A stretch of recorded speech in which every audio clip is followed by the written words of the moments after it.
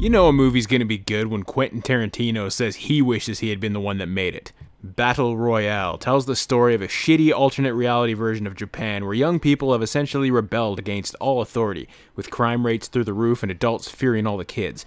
So the government decides to pass a law called the Millennium Reform Act, aka the BR Act. It's essentially population control. A class of 42 grade 9 students chosen completely at random are forced onto an island in which they must kill each other. No long period of character development, no training montages, and no artsy bullshit districts with people with weird ass hair. This movie does not fuck around. It caused a huge stir when it was initially released and didn't even see an authentic release in North America until 2012, 12 years after it came out in Japan.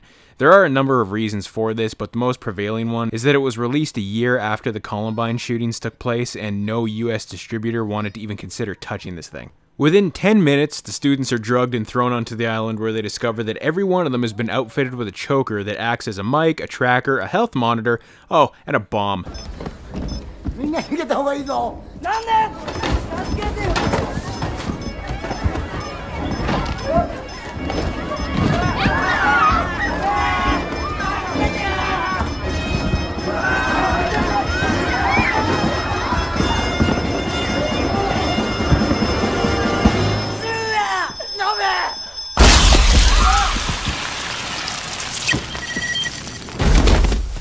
Each student is given a bag of supplies with a random weapon included, which could either be something awesome like a machine gun, or in the case of our main character Shuya, a fucking pot lid.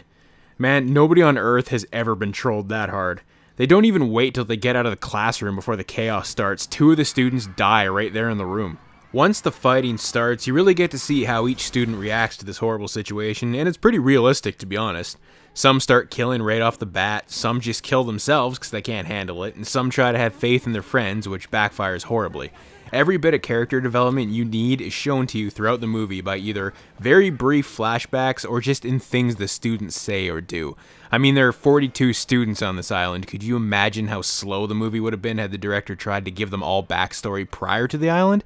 It would have completely killed this movie's pace. The teacher in this movie in charge of the kids' murder spree is played by Beat Takeshi, who is a very well-known actor, and I love him. You can clearly tell he enjoys seeing these kids suffer. The game lasts 3 days, and every few hours he gets to announce over loudspeakers across the island which of their friends died, telling them to step up the pace and just in general being a dick.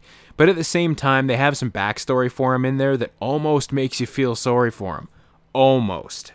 When you consider the fact that all the kids in this movie are supposed to be in the 9th grade, it blows my mind they were able to get away with some of the stuff they did.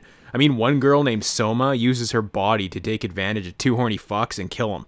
In the movie, they just glance over it, but in the manga and the book this movie's based on, you get all the intricate details, and it's fucked.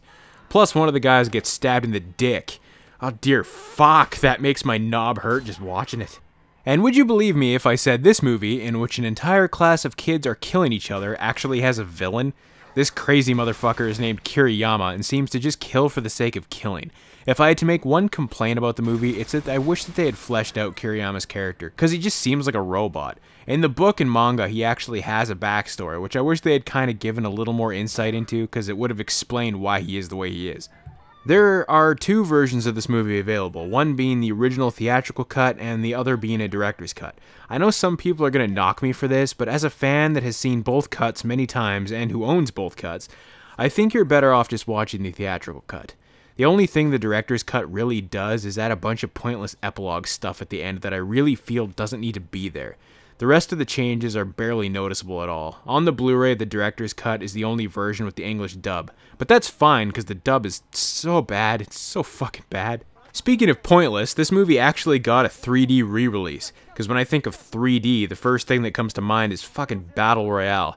But it suffers from a case of being George Lucasified, and what I mean by that is that they added a bunch of really jarringly shitty CGI blood splatters, bullets, and other effects to try to make it all pop.